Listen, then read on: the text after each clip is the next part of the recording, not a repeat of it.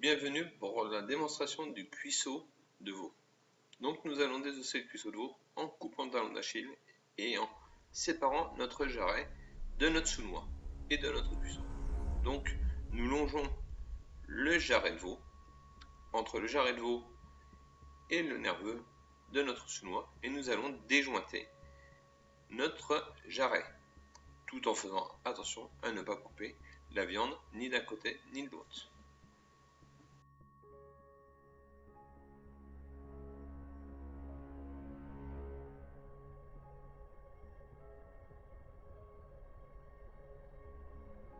Donc voici notre jarret de veau levé. Donc nous allons nous attaquer à la partie supérieure de notre cuisseau de veau, c'est-à-dire à notre vertèbre lombaire, la dernière vertèbre lombaire qui reste sur le cuisseau, au sacrum, donc aux vertèbres sacrées, mais également à la partie coxale, l'ilium, ischium rassemblés. Donc nous commençons tout simplement par dégager, toujours le même procédé pour désossage à blanc, tracer, dégager, et ensuite pousser avec le doigt ou avec un appareil pour le cuisseau qui s'appellera le couperet. Nous pouvons voir que nous traçons sur la partie symphyse ischio-pubienne et nous commençons à décoller notre araignée et notre tête de filet mignon.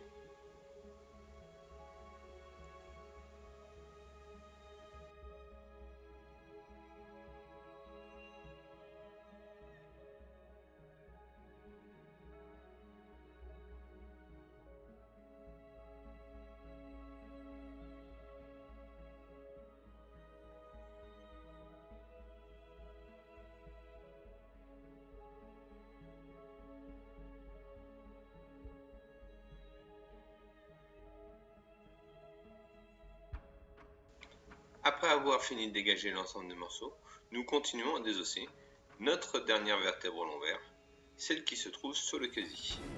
Donc nous faisons bien le tour de l'apophyse et nous prenons avec notre fusil pour faire levier afin de pouvoir bien décoller, bien déjointer cette vertèbre.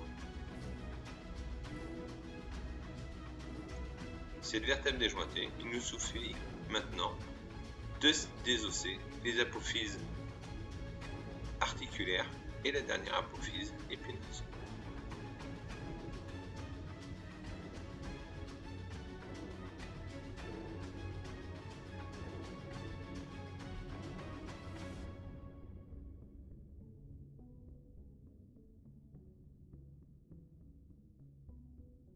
Nous allons maintenant nous occuper du sacrum.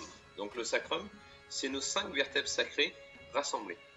Donc pour cela, il nous suffit tout simplement de dégager le haut de notre sacrum, celui qui est collé à notre coxale, et de passer notre couteau à plat afin de couper les nerfs qui sont entre le coxale et le sacrum.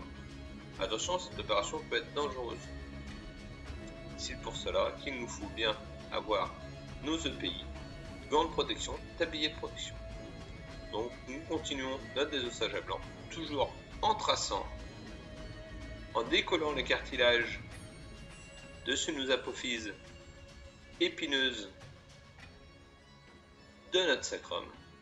Et nous allons pouvoir maintenant dégager et déjointer notre coxale.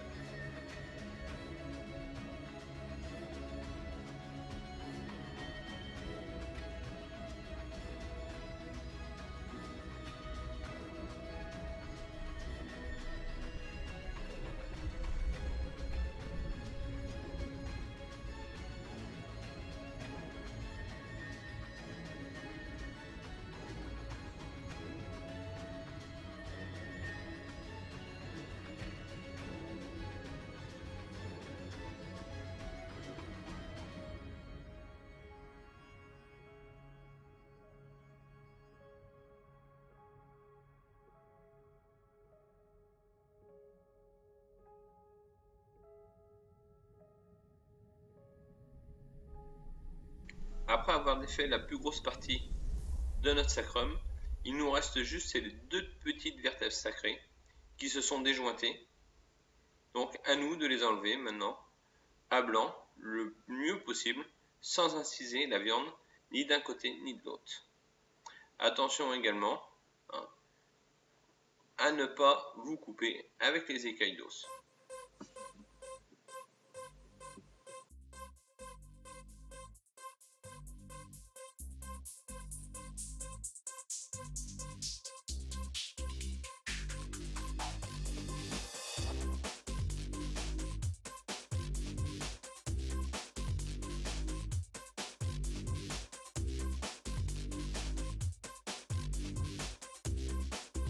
Donc maintenant, il nous reste juste la finition à faire, des essais de 2 ou 3 petites vertèbres qui se sont déjointées de notre sacrum en étant le plus précis possible et en faisant attention à ne pas donner des coups de couteau dans la viande. Donc toujours en essayant de faire un désossage à blanc le plus précis possible.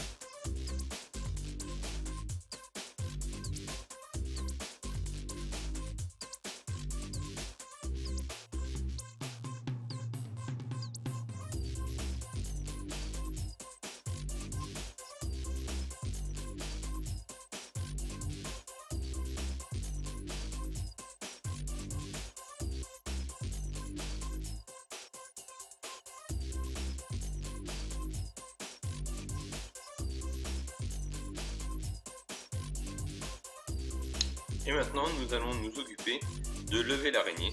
Donc il suffit de marquer, toujours les mêmes principes, de gratter avec le dos de son couteau le périoste et de couper les petits nerfs qui résistent avec la partie tranchante de son couteau à désosser.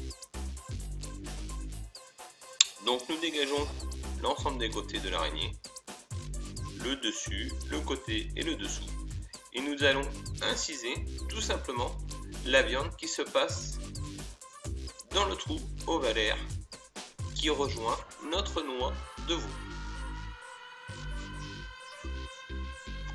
Cette partie sectionnée, notre araignée est désossée à blanc.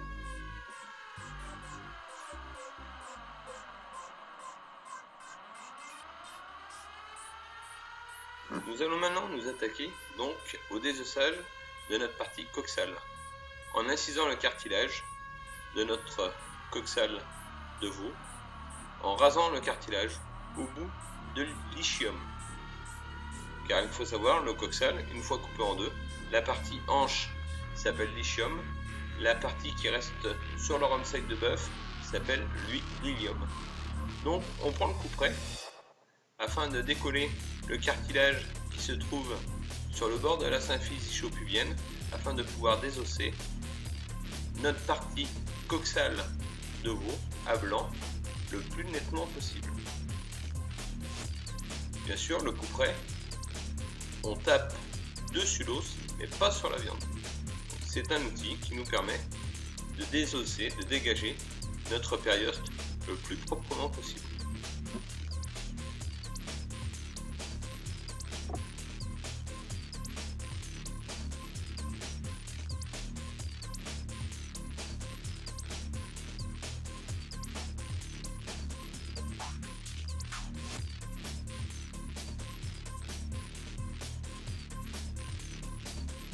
Donc nous allons continuer notre traçage sur la partie ilium cette fois-ci, afin de pouvoir retirer notre coxale entièrement d'une seule traite. Ensuite, il nous faut déjointer notre coxale de notre col de fémur. Donc pour ceci, j'utilise deux fusils que je passe par mon trou ovalaire pour permettre au couperet et pour permettre de pouvoir être le plus à l'aise possible. Mais également, je m'en sers pour maintenir mon os afin de pouvoir couper les nerfs qui sont autour de l'articulation de mon coxale et de ma tête de fémur. Bien sûr, on fait attention, on coupe toujours vers l'os et non vers la viande afin de préserver notre viande de coups de couteau maladroits.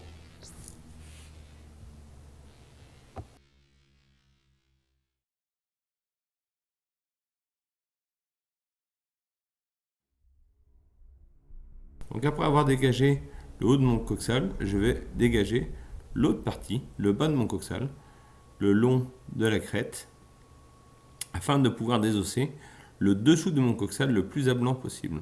Car il faut savoir, c'est la partie la plus sensible pour pouvoir déchirer ce périoste. C'est l'endroit où le périoste est le plus fin sur notre cuisseau de veau. Donc ici, attention, il faut y aller doucement et éviter de tirer des grands coups sur notre viande.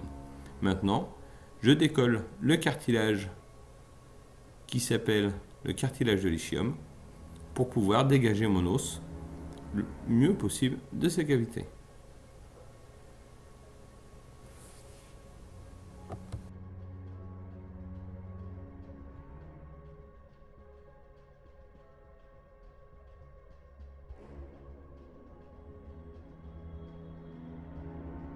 Voilà, mon coxal étant décollé, je passe maintenant avec mon couteau pour couper les nerfs qui tiennent donc mon coxal et mon périoste sur la partie du dessous du coxal. Donc la partie la plus sensible, la plus fine de mon périoste. Donc je ne tire que légèrement. Par contre, avec mon couteau à désosser, je viens couper tout simplement les petits nerfs qui raccrochent l'os à cette membrane.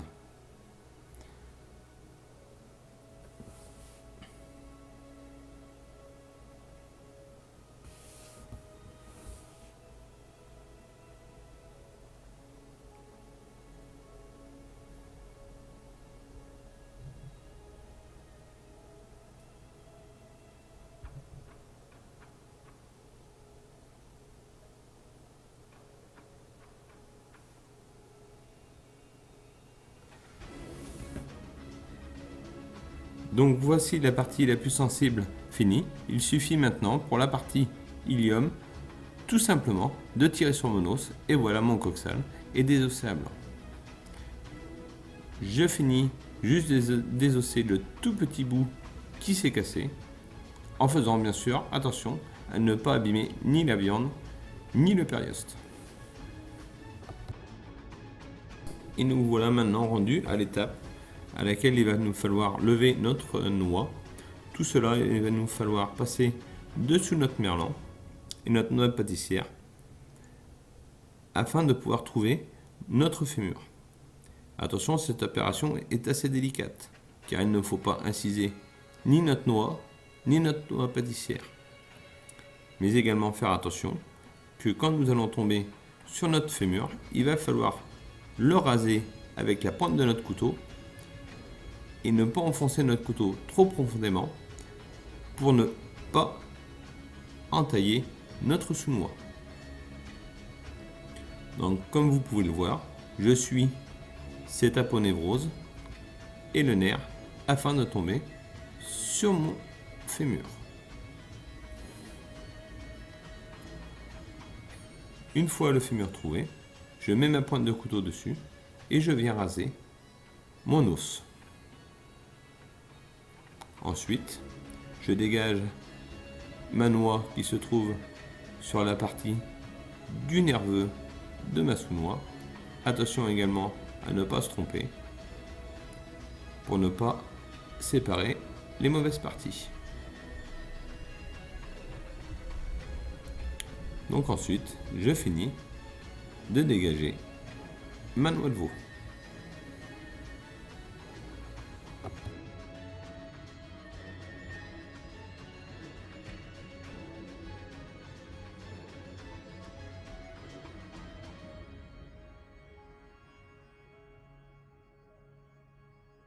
Donc maintenant, nous allons désosser notre fémur. Toujours le même principe pour le désossage à blanc, donc le traçage. Et ensuite, on va gratter notre os afin de faire décoller notre périoste. Donc je rappelle aussi le sens de désossage de nos membres. Donc les membres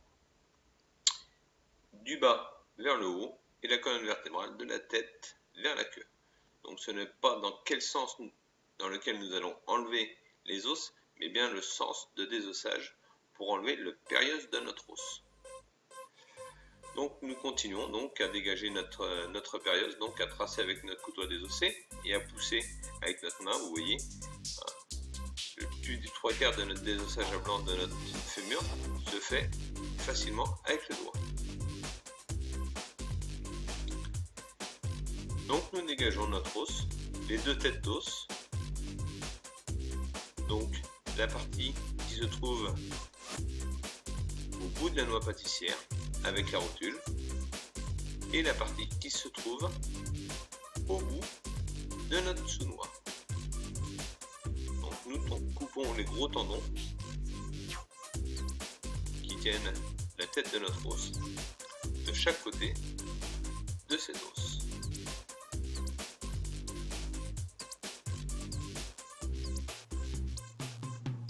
Bien sûr, nous coupons toujours sur notre os afin de marquer notre périoste pour pouvoir décoller notre périoste le plus facilement possible. Je répète, le désossage à blanc consiste bien à laisser le périoste, donc la membrane de l'os, sur notre viande ainsi que le cartilage. Donc maintenant, nous mettons notre cuisseau de veau légèrement debout afin de pouvoir désosser le dessous de notre fémur. Une fois le dessous du fémur dégagé, l'os va pouvoir se désosser pratiquement tout seul. Comme vous venez de le voir. Donc maintenant, il ne reste plus qu'à désosser l'autre extrémité de l'os, la tête du fémur, le col du fémur.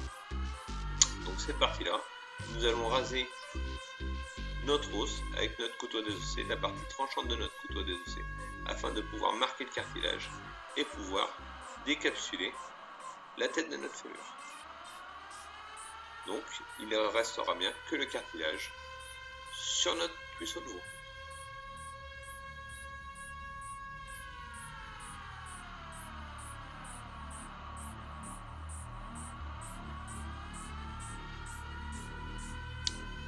Voici notre fémur désossé.